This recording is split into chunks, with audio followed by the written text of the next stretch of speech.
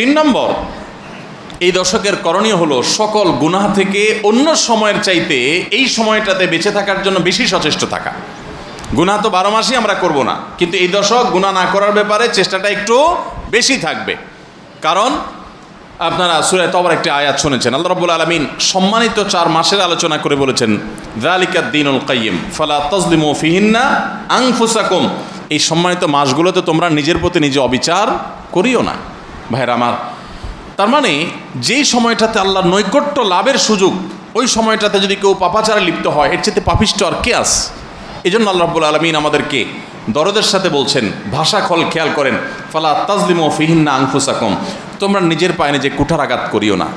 এই 10 দিন না, শুধুমাত্র এই পুরো সম্মানিত 4 মাস, সম্মানিত 4 মাসের ভিতরে টানা 3টা মাস চলছে, জিলকদ, জিলহজ, মুহররম, আরেকটা হলো রজব মাস, রমজান আগের মাস। তাহলে সম্মানিত 4 মাসের মধ্যে এই 10টা দিন আবার বিশেষ মর্যাদাবান। অতএব এই আয়াতটা এখানে আরো বেশি ফিট হবে, অর্থাৎ পাপাচার থেকে বাঁচার জন্য আলাদা কসরত থাকবে। অন্য সময় আমি গুনাহের কাজ করলেও এই দশকে কোনো অবস্থাতে আল্লাহর নাফরমানি করব না। আল্লাহ আমাদের সবাইকে বেঁচে থাকার তৌফিক দান করুন। ভাইরা আমার, তাহলে 3 নম্বর আমল আমরা পেয়ে গেলাম।